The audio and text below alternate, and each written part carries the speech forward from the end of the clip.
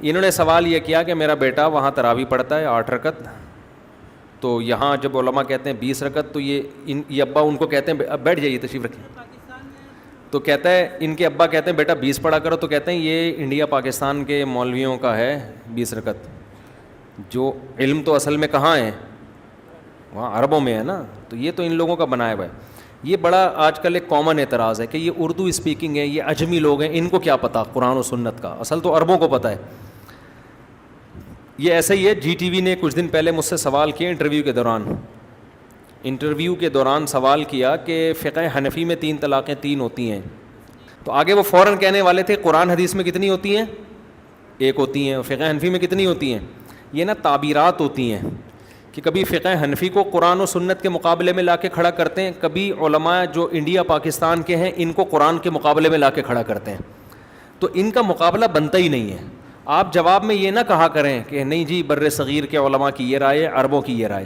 آپ یہ بولا کریں صحابہ کی کیا رائے تھی. سمجھتے ہیں نا. تو میں نے جی ٹی وی کو یہ نہیں کہا کہ فقہ حنفی میں 3 ہے, میں نے کہا تمام صحابہ کا رائے یہ تھی کہ 3 کتنی ہوتی ہیں, ایک مجلس کی 3 ہوتی ہیں. آپ کسی ایک ضعیف حدیث سے بھی دکھا دیں کہ کسی ایک صحابی نے ایک مجلس کی 3 کو 1 کہا ہو, اور چونکہ تمام صحابہ کی رائے میں ایک مجلس کی 3 ہوتی ہیں, اس لیے فقہ حنفی میں 3 کتنی ہے, بولو نا 3 ہے. اور فقہ شافعی میں بھی 3 کتنی ہے, 3 ہے. فقہ حنبلی میں بھی 3 کتنی ہے, 3 ہے. فقہ مالکی میں بھی 3 کتنی ہے, 3 ہے.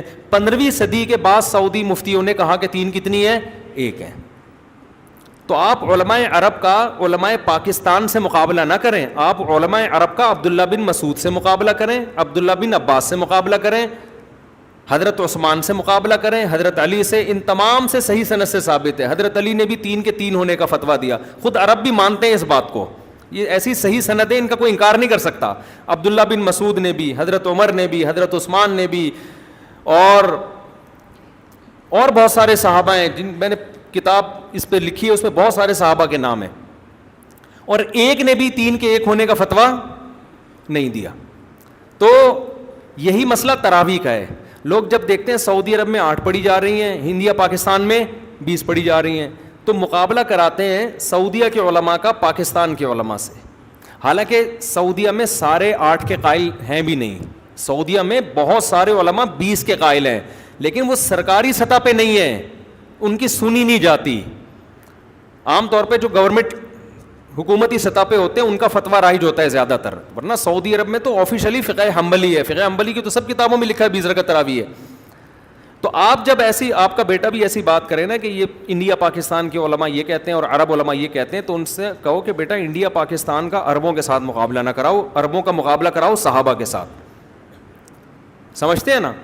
صحابہ کے دور میں ہمیں کوئی ایک روایت بتا دیں کسی مسجد میں 8 رکعتیں ہوئی ہوں.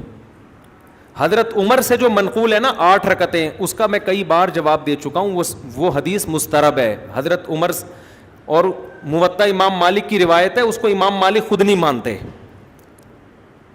اور حضرت عمر نے اگر 8 پڑھی ہوتی نا تو اس وقت روئے زمین پر کہیں تو 8 رکعت تراویح ہو رہی ہوتی نا, کہیں تو ہو رہی ہوتی, کہیں بھی نہیں ہے. تو اس لیے ان سے کہا کرے بیٹا آج کے عربیوں کو نہ دیکھو. دیکھیں ڈاکٹر ذاکر نائک قابل احترام ہے, مفتی نہیں ہے وہ, تو ڈاکٹر ذاکر نائک کی فیلڈ ہی نہیں ہے نا فتویٰ. ڈاکٹر ذاکر نائک کی تو یہ فیلڈ ہی نہیں ہے. نہیں ایسا نہیں ہے, ایسا نہیں ہے, نہیں یہ بالکل غلط ہے. تو اچھا ڈاکٹر ذاکر نائک قابل احترام ہے ہمارے لیے, امام شافعی سے زیادہ بڑے ہیں ڈاکٹر ذاکر نائک. امام شافعی تو امام بخاری کے استاذ کے استاذ ہیں, تابعین کا زمانہ دیکھا ہے انہوں نے, تابعین کا زمانہ. اور امام احمد بن حنبل امام بخاری کے استاذ ہیں, امام مالک امام شافعی کے استاذ تابعین کے دور کے, بالکل یعنی نبی کے زمانے کو گزرا ہوا دیکھ رہے ہیں, لوگوں کو نمازیں پڑھتے ہوئے دیکھ رہے ہیں. امام حنیفہ کو آدھی امت نے فالو کیا ہے. تو جناب ڈاکٹر ذاکر نائک 100 بار قابل احترام, تو ان کا مقابلہ بھی لوگ انڈیا پاکستان کے علماء سے کروا رہے ہوتے ہیں, تو یہ مقابلہ ہی غلط ہے. ٹھیک ہے نا. آج کے اسکالر کا مقابلہ مفتی طارق مسعود سے نہ کرائیں آپ, یہ حضرت مفتی تقی عثمانی صاحب سے نہ کرائیں. آج کا اسکالر جب بھی کوئی بات کرے تو فوراً لے جائیں اسلاف کی طرف. مقابلہ کس سے کروائیں؟ صحابہ تابعین سے کروائیں آپ کہ وہ کیا کہتے تھے.